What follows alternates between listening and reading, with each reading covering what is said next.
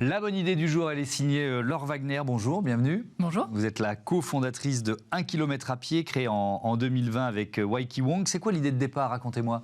L'idée de départ, c'est que les trajets domicile-travail sont trop distants pour pouvoir passer à la mobilité durable. Deux petits chiffres. Dans les années 60, le trajet domicile-travail n'était que de 3 km à l'aller. Aujourd'hui, il est de 13,3 km à l'aller. Et c'est ce qui explique qu'aujourd'hui, 75% des Français fassent leur trajet domicile-travail en voiture. Donc nous, on a voulu adresser ce problème-là en aidant les employeurs multisites. Vous savez, là, tous ces employeurs qui ont différents magasins, ou les EHPAD, le BTP, l'hôtellerie-restauration, etc. Ils ont plein d'établissements avec des employés de terrain répartis un peu partout. Eh bien, on les aide à identifier tous ceux qui peuvent faire exactement le même travail, mais sur un site plus près de chez eux. Donc, ils ne déménagent pas, ils habitent toujours où ils habitent, mais on leur propose du coup un site exactement le même, plus près de chez eux. Donc c'est un logiciel RH, c'est ça? Concrètement, c'est un logiciel RH. Voilà, c'est ça, c'est un logiciel RH. Les DRH qui achètent notre logiciel, du coup, se connectent. À chaque fois qu'un poste se libère, ils vont pouvoir identifier qui en interne pourrait être très content de prendre ce poste qui se libère. Et eux, ça leur permet de faire du préventif, de réduire les trajets au fil de l'eau. Mais ils peuvent aussi faire du curatif. À chaque fois qu'un salarié est fatigué, qu'il est souvent absent ou qu'il fait même une demande de mobilité, eh bien, ils peuvent venir de manière très pragmatique, voir où est-ce qu'ils peuvent le réaffecter pour améliorer sa qualité de vie.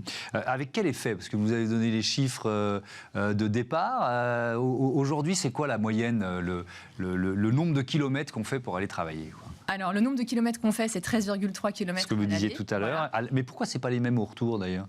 Si, c'est les mêmes au retour. Ah bon, aller-retour, parce en fait, que c'est pour dire, c'est pas l'aller-retour. D'accord, ok. L'aller-retour, c'est le double. Très bien. Alors, nous, ce qu'on a du coup chiffré depuis qu'on travaille avec différents employeurs multisites, c'est assez hallucinant, mais plein d'espoir aussi.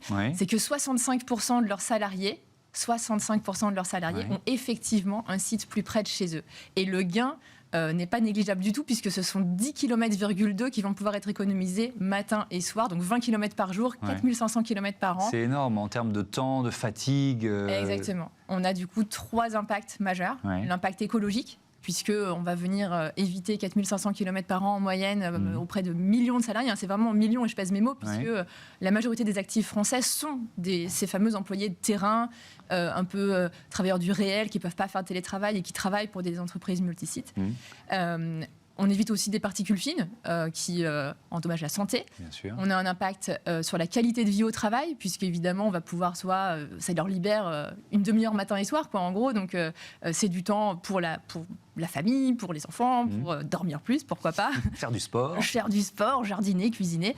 Et puis, il y a l'impact économique. À la fois pour le salarié qui va économiser beaucoup sur son budget carburant, mais aussi économique pour l'entreprise, puisque quand on améliore la qualité de vie des salariés, ça se ressent en fait sur la performance opérationnelle. Il va y avoir moins d'absentéisme, moins de turnover, et honnêtement, c'est ça qui aujourd'hui est vraiment le moteur de notre entreprise, puisque c'est ça que les entreprises viennent chercher. Qui sont vos clients? Est-ce qu'on peut donner peut-être un exemple assez emblématique justement de l'impact que votre logiciel peut avoir? Oui, carrément. Alors, on a 3 ans d'existence maintenant, et on travaille pour 3 gros leaders du retail.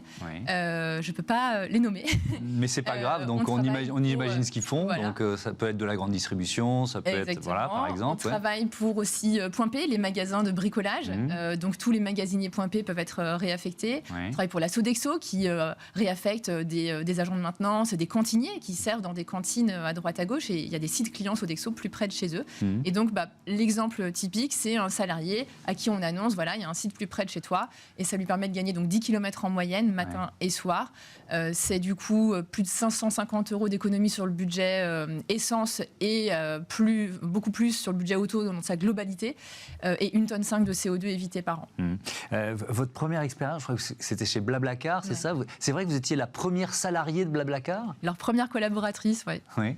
Et j'y suis restée 11 ans, bras droit communication des fondateurs. Et donc ça vous a servi, ça vous sert pour créer cette entreprise? Oui, c'est honnêtement quand j'étais chez Blablacar et que j'ai lancé Blablacar Daily, que je recommande à tout le monde aussi de s'inscrire et partager leurs trajets. J'étais sous l'angle de réduire les trajets en voiture via le prisme du covoiturage, faire ces longs trajets ensemble. Et quand j'ai réalisé que ceux qui s'inscrivaient sur Blablacar Daily avaient vraiment des trajets très longs, je me suis interrogée sur mais est-ce que c'est normal de faire des trajets aussi longs? Et c'est là que j'ai réalisé le truc des années 60, l'évolution des trajets. Et je me suis suis dit que peut-être il fallait aussi s'attaquer à la source du problème et réduire les trajets à la source. Grâce à 1 kilomètre à pied. Merci beaucoup, Laure Wagner, à bientôt. Je voudrais remercier rapidement Louise Perrin à la programmation, à la production, assistée de Marie Billat, Saïd Mamou au son et Théo Boscar à la réalisation. Bonne journée à toutes et à tous.